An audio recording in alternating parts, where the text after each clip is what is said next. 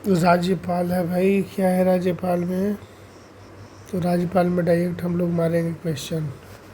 Question number 1, संविधान के मसौदे में निर्वाचित राज्यपालों के प्रावधानों की मूल योजना को छोड़ दिया गया था क्योंकि बोल रहा है कि संविधान का जो मसौदा था उसमें निर्वाचित राज्यपाल का जो प्रावधान था, प्रावधान क्या था?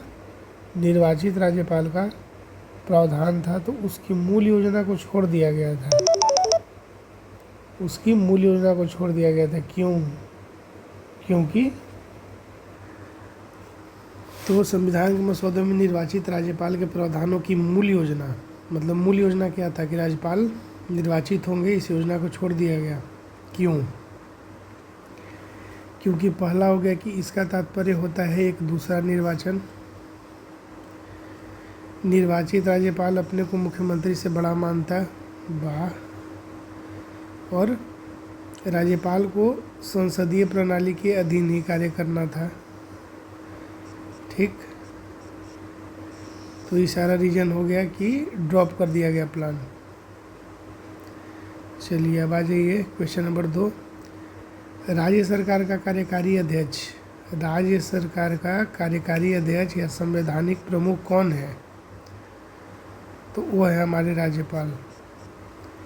राज्य सरकार का कार्यकारी अध्यक्ष या संवैधानिक प्रमुख कौन है? हमारे राज्यपाल हैं। संविधान के अनुच्छेद किस में? 154 के 1 में। संविधान के अनुच्छेद 154 के 1 के अनुसार राज्य की कार्यपालिका शक्ति राज्यपाल में निहित होगी, जिसका प्रयोग वह इस संविधान के अनुसार स्वयं या अपने अधीनस्थ अधिकारियों के द्वारा करेगा, ठीक। क्वेश्चन नंबर 3 नंबर है कि निम्नलिखित में से कौन राज्यपाल की नियुक्ति करता है? निम्नलिखित में से कौन राज्यपाल की नियुक्ति करता है? तो भारत के राष्ट्रपति। निम्नलिखित में से कौन राज्यपाल की नियुक्ति करता है? भारत के राष्ट्रपति नियुक्ति करते हैं। क्वेश्चन नंबर 4, किसी राज्य का राज्यपाल नियुक्त किया जाता है राष्ट्रपति के द्वारा। क्वेश्चन नंबर 5, किसी राज्य में राज्यपाल की नियुक्ति संविधान के अनुच्छेद 155 के तहत होती है। किसी राज्य में राज्यपाल की जो नियुक्ति है संविधान के किस अनुच्छेद के अंतर्गत होती है? 155 के तहत होती है। क्वेश्चन नंबर 6, भारत के एक राज्य के राज्यपाल से संबंधित निम्न कथनों पर ध्यान दीजिए। भारत के एक राज्य के राज्यपाल से संबंधित निम्न कथनों पर ध्यान दीजिए और इसमें आपको बताना है कि कौन सही है। तो इसमें 2 और 4 सही है, ठीक। 2 क्या है? उसकी आयु कम से कम 35 वर्ष होनी चाहिए। भारत के किसी भी राज्य का राज्यपाल बनने के लिए आयु कम से कम कितना होना चाहिए? ठीक, तो आयु कितना होना चाहिए? उसकी आयु कम से कम 35 वर्ष होनी चाहिए और वह एक से अधिक राज्यों का राज्यपाल हो सकता है। वह एक से अधिक राज्यों का राज्यपाल हो सकता है, ठीक, सही है। क्वेश्चन नंबर 7, भारतीय संविधान में निम्नलिखित में से कौन सा एक अनुच्छेद भारत में राज्य के एक राज्यपाल के रूप में एक व्यक्ति की नियुक्ति के लिए योग्यता निर्धारित करता है? भारतीय संविधान में निम्नलिखित में से कौन सा एक अनुच्छेद भारत में राज्य के एक राज्यपाल के रूप में एक व्यक्ति की नियुक्ति के लिए योग्यता को निर्धारित करेगा? तो अनुच्छेद 157 में क्या डिसाइड होगा कि उसका योग्यता क्या रहना चाहिए? राज्यपाल बनने के लिए क्या योग्यता होगा 157 में। क्वेश्चन नंबर 8, निम्न पर विचार कीजिए एवं नीचे दिए गए कूटों का प्रयोग करते हुए सही उत्तर का चयन कीजिए। इसमें सही हो जाएगा 1, 3 और 4। क्या है? तो राज्यपाल अपना पद ग्रहण करने से पूर्व शपथ लेगा या प्रतिज्ञान करेगा? राज्यपाल जब अपना पद ग्रहण करेगा तो उसके पूर्व क्या करेगा? या तो शपथ लेगा या प्रतिज्ञान करेगा। राज्यपाल उच्च न्यायालय के मुख्य न्यायमूर्ति जो भी उस स्टेट का हाई कोर्ट होगा उसके जो चीफ जस्टिस होंगे, या अगर वो अनुपस्थित होंगे तो सबसे ज्येष्ठ न्यायाधीश ये समझ शपथ या प्रतिज्ञान करेगा। शपथ या प्रतिज्ञान की प्रक्रिया भारतीय संविधान के अनुच्छेद 159 में दी गई है। शपथ या प्रतिज्ञान की जो प्रक्रिया है भारतीय संविधान के अनुच्छेद 159 में दी गई है। क्वेश्चन नंबर 9, निम्नलिखित में से कौन राज्यपाल को पद की शपथ ग्रहण करवाता है? तो अभी तुरंत हम लोग पढ़े कि राज्यपाल को पद की शपथ कौन ग्रहण करवाएगा? उच्च न्यायालय का मुख्य न्यायाधीश। क्वेश्चन नंबर 10, किसी राज्य के गवर्नर के संबंध में निम्न कथनों पर विचार कीजिए। ठीक, तो इसमें से आपको बताना है कि कौन सही है। तो ये सब सही है। उसे राष्ट्रपति नियुक्त करते हैं, बिल्कुल सही। राज्य के गवर्नर को नियुक्त कौन करेंगे? राष्ट्रपति नियुक्त करेंगे। राष्ट्रपति की इच्छा के अनुसार ये अपने पद पर रहते हैं, ये भी बिल्कुल सही है। उनमें राज्य की कार्यपालिका की शक्ति निहित होती है, बिल्कुल भी सही। और सामान्यतः वह 5 वर्ष के लिए पद पर रहते हैं। ठीक, तो राष्ट्रपति नियुक्त करते हैं किनको? राज्यपाल को, यानी कि राज्य के गवर्नर को ही सही है।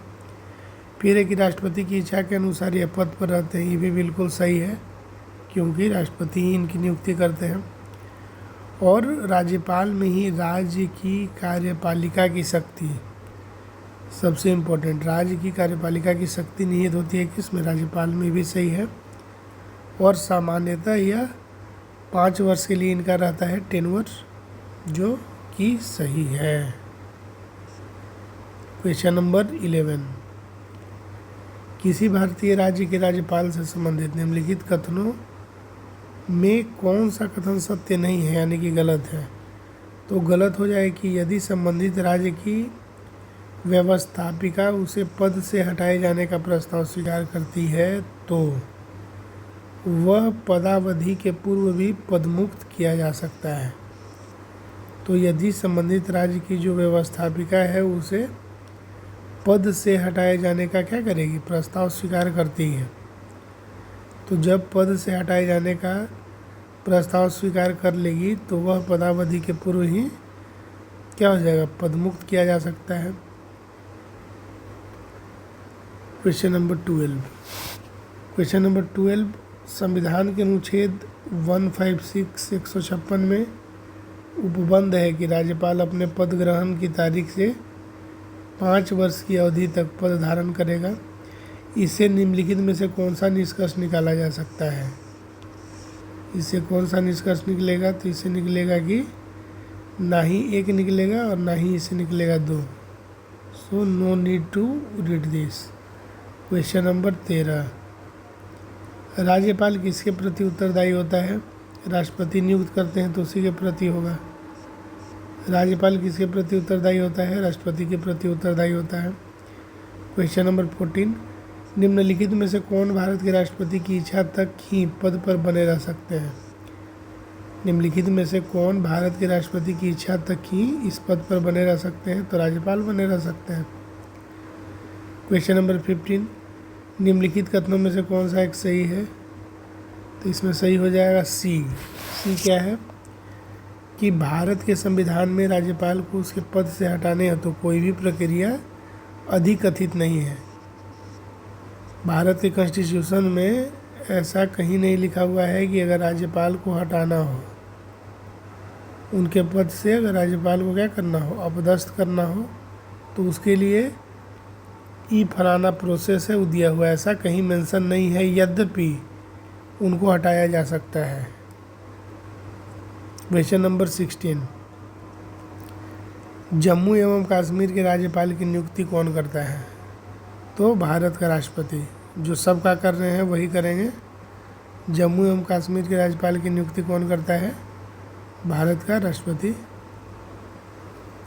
क्वेश्चन नंबर 17, जम्मू और कश्मीर राज्य के कार्यकारी अध्यक्ष का पद नाम सन 1965 में सदर ए रियासत से राज्यपाल में बदल दिया गया। जम्मू और कश्मीर राज्य के कार्यकारी अध्यक्ष का पद का नाम सन 1965 में सदर ए रियासत से राज्यपाल में बदल दिया गया। जम्मू और कश्मीर राज्य के संविधान में छठे संशोधन के द्वारा, जम्मू और कश्मीर राज्य के संविधान में छठे संशोधन के द्वारा इसको बदल दिया गया।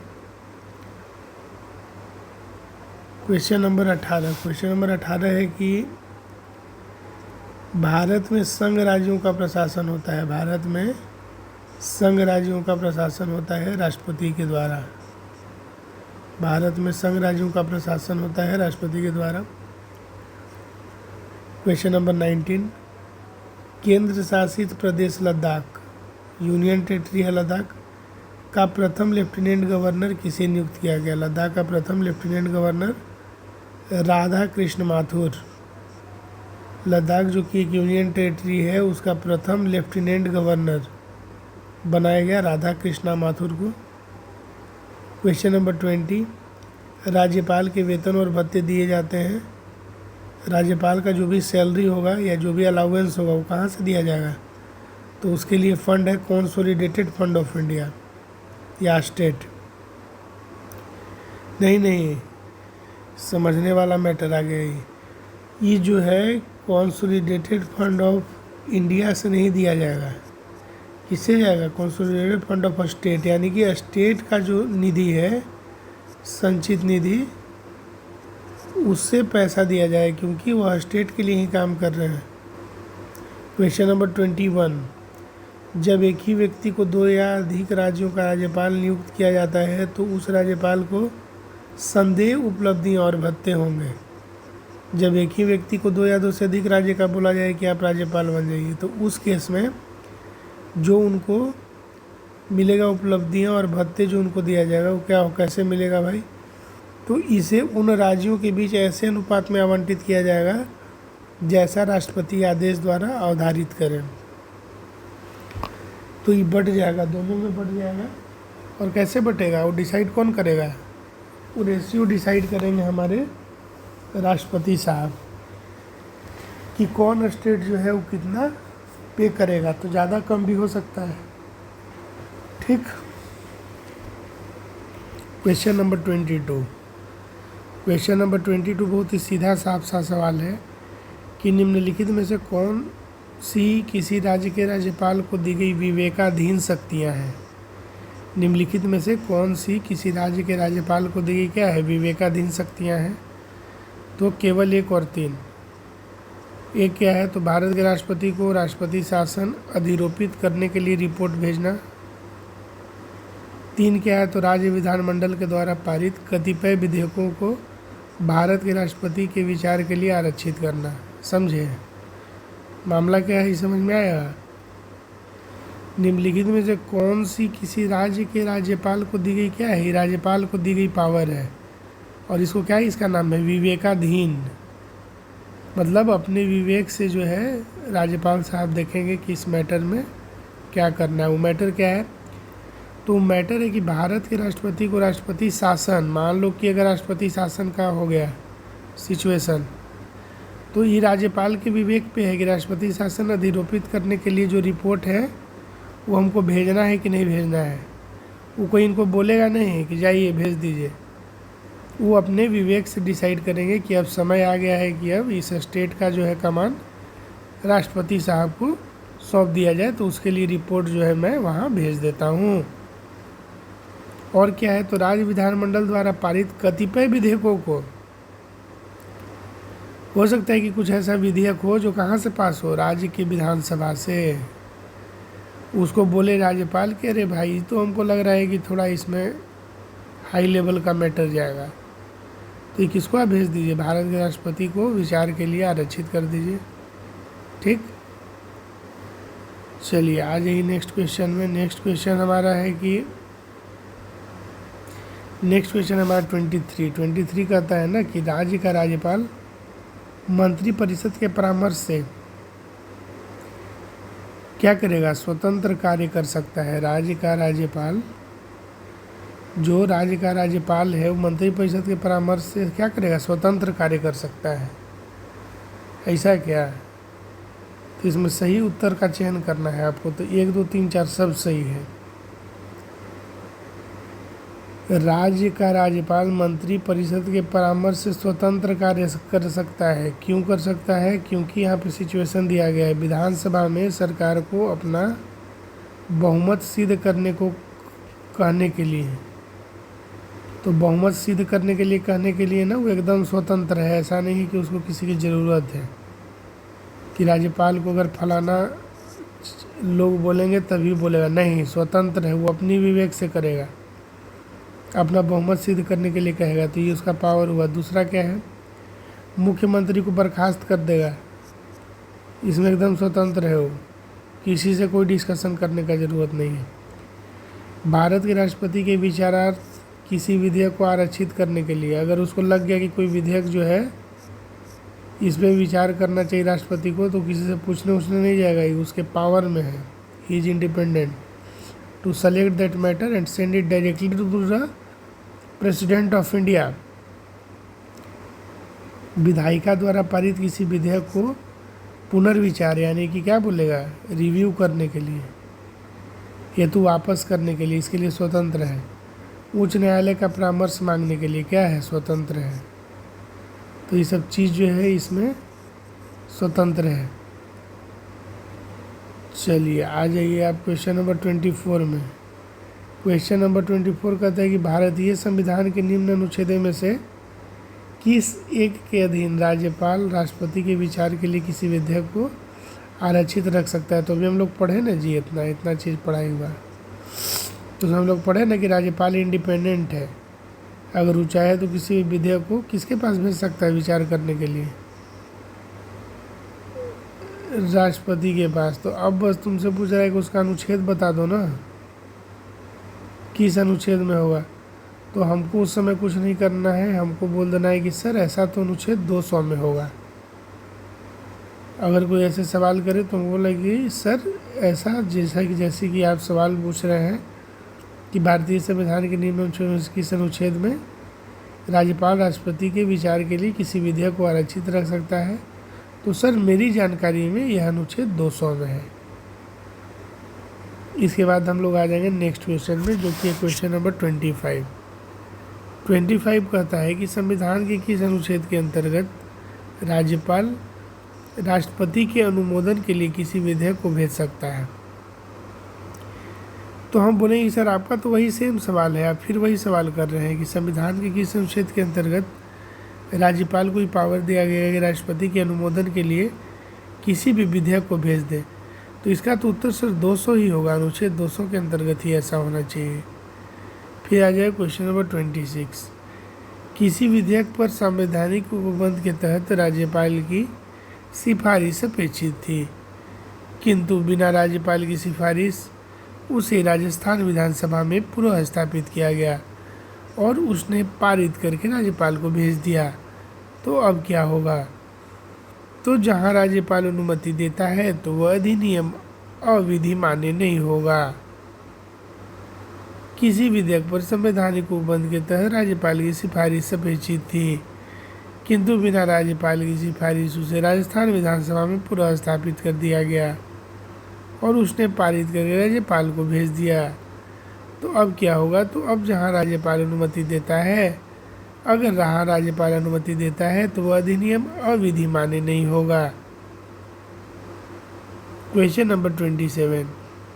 भारतीय संविधान के निम्नलिखित में से कौन सा अनुच्छेद राज्यपाल को अध्यादेश जारी करने की शक्ति प्रदान करता है? तो अनुच्छेद 213। बहुत ज़्यादा इम्पोर्टेंट क्वेश्चन। भारतीय संविधान में निम्नलिखित में से कौन सा अनुच्छेद राज्यपाल को अध्यादेश जारी करने की शक्ति प्रदान करता है? तो अनुच्छेद 213।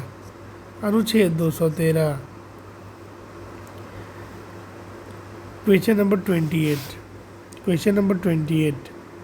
किसी राज्य के राज्यपाल संविधान के निम्नलिखित में से किस अनुच्छेद के अंतर्गत विधानमंडल के अवकाश के दौरान अध्यादेश जारी कर सकते हैं?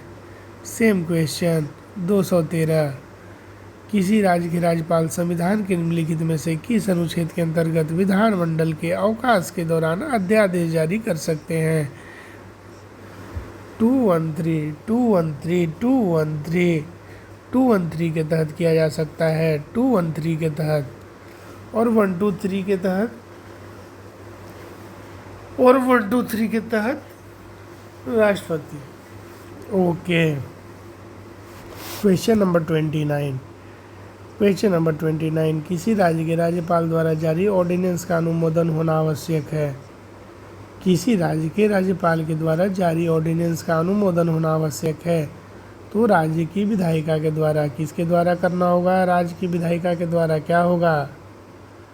तो अगर किसी राज्य के राज्यपाल के द्वारा जारी किया गया है कोई ऑर्डिनेंस, तो उसका अनुमोदन कौन करेगा? राज्य की विधायिका के द्वारा उसका अनुमोदन किया जाएगा।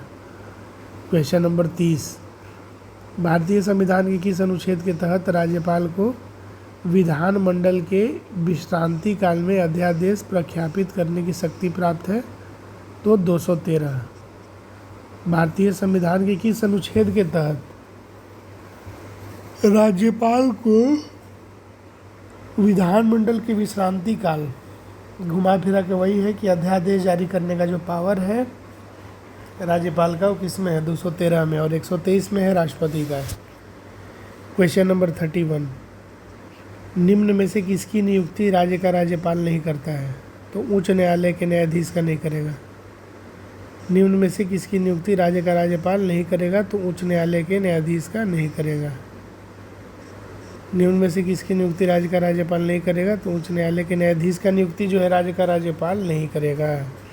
क्वेश्चन नंबर 32, निम्नलिखित कथनों पर विचार कीजिए तथा नीचे दिए गए कूट से अपना उत्तर चुनिए। निम्नलिखित कथनों पर विचार कीजिए तथा नीचे दिए गए कूट से अपना उत्तर चुनिए। तो आपका उत्तर हो जाएगा 1 और 3 सही है। एक क्या है? तो राज्यपाल को उच्च न्यायालय के न्यायाधीश की नियुक्ति का अधिकार नहीं है, ये तो बिल्कुल सही है। राज्यपाल जो है वो थोड़ी नियुक्त करेगा उच्च न्यायालय के न्यायाधीश को। अगर राज्यपाल ही नियुक्त करता तो राज्यपाल बड़ा हो जाता ना न्यायाधीश से, और ये अगर बड़ा हो जाता तो न्यायाधीश इनको शपथ क्यों दिवाते? तो ये गलत हो जाएगा। यानी कि दिमाग में रखना है कि राज्यपाल जो है उच्च न्यायालय के न्यायाधीश की नियुक्ति नहीं करता है। न्यायाधीश की नियुक्ति तब कौन करेगा? उच्च न्यायालय के न्यायाधीश की नियुक्ति किसके द्वारा की जाएगी? राष्ट्रपति के द्वारा, या सुप्रीम कोर्ट का जो चीफ जस्टिस होगा। इसमें राज्यपाल का कोई भी रोल नहीं है, नो रोल। ठीक। और तीसरा क्या है जो सही है? तीसरा है कि उन्हें विधान परिषद में कुछ सदस्यों को मनोनीत करने का अधिकार है, बिल्कुल सही है। राज्यपाल साहब जो हैं उनको पावर दिया गया है। क्या है पावर? उनको पावर दिया गया है कि विधान परिषद जो है ना, जिसको हम लोग क्या बोलते हैं, जो हमारा छोटा राज्यसभा हुआ, मतलब स्टेट का जो एक तरह से राज्यसभा हुआ, तो उस विधान परिषद में हमारे राज्यपाल साहब को पावर दिया गया है कि आप कुछ सदस्य को मनोनीत कर सकते हैं, कुछ सदस्य को आप विधान परिषद में भेज सकते हैं। तो ये हो गया। लेकिन क्या नहीं कर सकते हैं? तो उच्च न्यायालय के न्यायाधीश की नियुक्ति राज्यपाल नहीं करेंगे, कोई और करेंगे। आज ये क्वेश्चन नंबर 33 में। क्वेश्चन नंबर 33 है कि राज्यपालों के संदर्भ में निम्न में से कौन सा कथन सत्य नहीं है? राज्यपाल के कंटेक्स्ट में निम्न में से कौन सा कथन सत्य नहीं है? तो वह मृत्यु दंड को क्षमा कर सकता है, बिल्कुल गलत। राज्यपाल साहब जो हैं मृत्यु दंड को क्षमा नहीं कर सकते हैं, ये गलत हो जाएगा। ये पावर किसके पास है? ये हमारे प्रेसिडेंट के पास।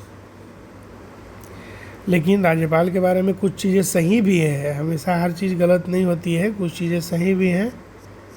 और सही क्या है कि वह राज्य की विधायिका का क्या होता है? अंग होता है। क्या होता है? वह राज्य की विधायिका का क्या होता है? अंग होता है। वह राज्य के उच्च न्यायालय के न्यायाधीशों की नियुक्ति नहीं करता है। सही है भाई, हम तो पढ़े अभी कि उच्च न्यायालय का न्यायाधीश थोड़ी करेगा, उसकी नियुक्ति तो नहीं करेगा ना राज्यपाल।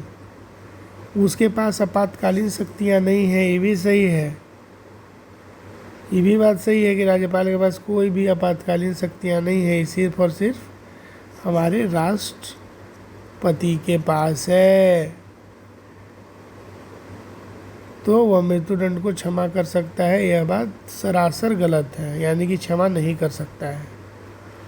क्वेश्चन नंबर 34, नीचे दिए गए हैं 2 वक्तव्य और उसमें आपको क्या करना है, तो सही कोट को चुनना है।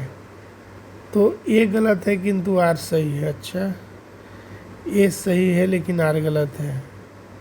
तो ए क्या है, राष्ट्रपति और राज्यपालों पर उनके किसी भी कार्य के लिए न्यायालय में मुकदमा नहीं चलाया जा सकता। ये सही है, बिल्कुल सही है भाई।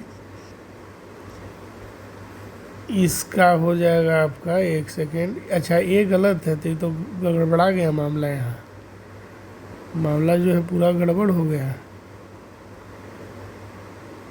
नहीं नहीं, बिल्कुल गलत है। It is wrong. राष्ट्रपति और राज्यपाल पर उनके किसी भी कार्य के लिए न्यायालय में मुकदमा नहीं चलाया जा सकता, लेकिन यह भी डाउटफुल है। और आर सही है। आर क्या है, राष्ट्रपति पर महाभियोग चलाया जा सकता है और राज्यपालों को असंवैधानिक कृत्यों करने पर पदच्युत किया जा सकता है। ये तो सही है। राष्ट्रपति पर महाभियोग चलाया जा सकता है, ये बिल्कुल सही है। और राज्यपाल अगर असंवैधानिक कृत्य करेगा तो उसको पदच्युत किया जाएगा, ये भी सही है। लेकिन वही कहें, हम तो सही बोल रहे थे, गड़बड़ दे दिया है। देखिए इसमें क्या बोल रहा है, राष्ट्रपति और राज्यपालों पर उनके किसी भी कार्य के लिए न्यायालय में मुकदमा नहीं चला सकते, ये बोल रहा है कि सही है। लेकिन इसमें क्या किया गया है, इसको देखो, एक्सप्लेनेशन कहाँ गया। ठीक, संविधान के अनुच्छेद 361 के तहत राष्ट्रपति या किसी राज्य के राज्यपाल को उनके द्वारा किए गए शासकीय कार्यों के लिए विधिक कार्यवाही से उन्मुक्ति प्राप्त है, मुक्त है। अनुच्छेद 361 के 2 के अनुसार अपने कार्यकाल के दौरान राष्ट्रपति या राज्यपालों के विरुद्ध किसी भी न्यायालय में आपराधिक दंडिक मुकदमा नहीं चलाया जा सकता। अच्छा, लेकिन परंतु है अनुच्छेद 361 के 4 के प्रावधान के तहत उनके द्वारा व्यक्तिगत हैसियत से किए गए कार्य के संबंध में उनके विरुद्ध अनुतोष का दावा करने वाली दीवानी सिविल मुकदमा तत्संबंधी विस्तृत लिखित सूचना उन्हें या उनके कार्यालय में देने के 2 माह के पश्चात चलाया जा सकता है। इस प्रकार प्रश्नगत कथन सही नहीं है, जबकि कारण संवैधानिक प्रावधानों के तहत सही है। तो अभी मतलब जनरली नहीं चलाया जाता है, लेकिन ये स्पेशल क्या केस दिया है कि अगर उनका क्या होगा, अपने व्यक्तिगत हैसियत से किए गए कार्य के संबंध में उनके विरुद्ध अनुतोष का दावा करने वाला दीवानी सिविल मुकदमा। ठीक है। क्वेश्चन नंबर 35, निम्नलिखित कथनों पर विचार कीजिए। किसी राज्य के राज्यपाल के विरुद्ध उसकी पदावधि के दौरान किसी न्यायालय में कोई दंडिक कार्यवाही संक्षिप्त नहीं की जाएगी, तो सही हो जाएगा, नहीं की जाएगी। किसी राज्य के राज्यपाल के विरुद्ध उसकी पदावधि के दौरान किसी न्यायालय में कोई दंडिक कार्यवाही संस्थित नहीं की जाएगी, बिल्कुल बिल्कुल सही। ठीक। दूसरा क्या कहता है, किसी राज्य के राज्यपाल की परिलब्धियां और भत्ते उसकी पदावधि के दौरान कम नहीं किए जाएंगे। आप कम नहीं कर सकते हैं, बढ़ा सकते हैं, लेकिन उसको कम करने का अधिकार नहीं है। कथन क्वेश्चन नंबर 36 है कि निम्नलिखित में से क्या सत्य नहीं है, यानी कि गलत है। निम्नलिखित में से कौन जो है वो गलत है। तो इसमें गलत हो जाएगा कि मंत्रियों द्वारा राष्ट्रपति या राज्यपाल को दिए गए सलाह को जांचने के लिए न्यायालय अधिकृत है, नहीं है। मंत्री और राष्ट्रपति या राज्यपाल को दिए गए सलाह को जांचने के लिए न्यायालय अधिकृत है। न्यायालय को कोई मतलब नहीं है कि मंत्री जो है वो राष्ट्रपति या राज्यपाल को क्या सलाह दे रहे हैं, तो इसकी जांच और इसका इन्फॉर्मेशन कोर्ट को देने की कोई आवश्यकता नहीं है। क्वेश्चन नंबर 37 है कि भारत के संविधान में निम्न में से किसके विरुद्ध अभियोग चलाने का प्रावधान नहीं है। भारत के संविधान में निम्न में से किसके विरुद्ध अभियोग चलाने का प्रावधान नहीं है, मतलब इसके विरुद्ध कोई भी अभियोग नहीं चलाया जाएगा। तो राज्य के राज्यपाल के विरुद्ध, इसमें कंफ्यूज नहीं होना है। महाभियोग जैसी प्रक्रिया चलेगी, लेकिन उसको हम लोग अभियोग नहीं बोलेंगे, क्योंकि महाभियोग सिर्फ और सिर्फ किसके लिए ये वर्ड यूज होगा, सिर्फ और सिर्फ राष्ट्रपति के लिए। हालांकि ऐसी ही प्रक्रिया के तहत राज्यपाल को भी पदच्युत किया जा सकता है, लेकिन उसको हम लोग महाभियोग नहीं बोलेंगे, वो सिर्फ और सिर्फ राष्ट्रपति के लिए यूज होगा। तो राज्य के राज्यपाल के विरुद्ध क्या नहीं कर सकते हैं, तो भारत के संविधान में राज्यपाल में के विरुद्ध कोई भी अभियोग चलाने का प्रावधान नहीं है, कोई प्रावधान ही नहीं है ऐसा। क्वेश्चन नंबर 38, भारत में किसी राज्य की राज्यपाल बनने वाली पहली महिला, किसी भी राज्य की राज्यपाल बनने वाली महिला, पहली महिला कौन बनी, तो सरोजनी नायडू। महिला होते हुए भी सरोजनी नायडू किसी राज्य की राज्यपाल बनी और पहली बनी सरोजनी नायडू। क्वेश्चन नंबर 39, निम्नलिखित में से कौन स्वतंत्र भारत की किसी राज्य की सर्वप्रथम महिला राज्यपाल बनी, same question, Sarojini Naidu. Sarojini Naidu. Question number 40, question number 40, प्रतिवर्ष 13 फरवरी को महिला दिवस मनाया जाता है स्मृति में, 13 फरवरी को किसके स्मृति में, सरोजनी नायडू की स्मृति में। प्रतिवर्ष 13 फरवरी को महिला दिवस मनाया जाता है, प्रतिवर्ष 13 फरवरी को। तो हर फरवरी में जैसे हम भी देखे हैं कि जो भी स्ट्रॉन्ग महिला है सब इंडिपेंडेंट, 13 फरवरी मतलब फरवरी महीने में ही जनरली आती है, तो राष्ट्रीय महिला दिवस मनाया जाता है। इसीलिए सरोजनी नायडू का जन्म हुआ था 13 फरवरी को 1879 में, ठीक है। और किसी राज्य की राज्यपाल बनने वाली प्रथम महिला थी सरोजनी नायडू। क्वेश्चन नंबर 41, पश्चिम बंगाल की प्रथम महिला राज्यपाल कौन बनी, तो पद्मजा नायडू। पश्चिम बंगाल की प्रथम महिला राज्यपाल कौन थी, पद्मजा नायडू। पश्चिम बंगाल की प्रथम महिला राज्यपाल कौन थी, पद्मजा नायडू थी। क्वेश्चन नंबर 42, मध्य प्रदेश के निम्नांकित राज्यपालों में कौन हरियाणा के मुख्यमंत्री रहे हैं। मध्य प्रदेश के निम्नांकित राज्यपालों में कौन हरियाणा के मुख्यमंत्री भी रह चुके हैं, तो doctor Bhagwat Dayal Sharma. Question number 43, Rajasthan के राज्यपाल जिन्हें बर्खास्त किया गया, इंपॉर्टेंट, रघुकुल तिलक। राजस्थान के राज्यपाल जिन्हें बर्खास्त किया गया उनका नाम था रघुकुल तिलक। रघुकुल तिलक राजस्थान के राज्यपाल जिन्हें बर्खास्त किया गया। क्वेश्चन नंबर 44, निम्नलिखित में से किस एक का यह सुझाव था कि राज्यपाल को उस राज्य के बाहर का एक प्रतिष्ठित व्यक्ति होना चाहिए और उसे एक ऐसा तटस्थ व्यक्ति होना चाहिए जिसके गहन राजनीतिक जुड़ाव न हो या उसके हाल के पिछले वर्षों में राजनीति में भाग नहीं लिया हो। इस तरह का होना चाहिए सिचुएशन कि निम्नलिखित में से किस एक का यह सुझाव था कि राज्यपाल जो है उसको उस राज्य का नहीं होना चाहिए, बाहर उस राज्य के बाहर का कोई प्रतिष्ठित हाईली रेपुटेड व्यक्ति होना चाहिए और उसे एक ऐसा तटस्थ व्यक्ति होना चाहिए, न्यूट्रल व्यक्ति होना चाहिए जिसका कोई गहन बहुत अंदर तक राजनीतिक जुड़ाव नहीं हो किसी भी पॉलिटिकल पार्टी से और उसने हाल के पिछले वर्षों में राजनीति में हिस्सा यानी कि पार्टिसिपेट भी नहीं किया हो। तो यह था सरकारी आयोग 1983, रिकमेंडेशन ऑफ सरकारी आयोग 1983। और इसी के साथ ख़त्म हुआ। हमारा नेक्स्ट टॉपिक रहेगा राज्य विधानमंडल एवं मंत्री परिषद।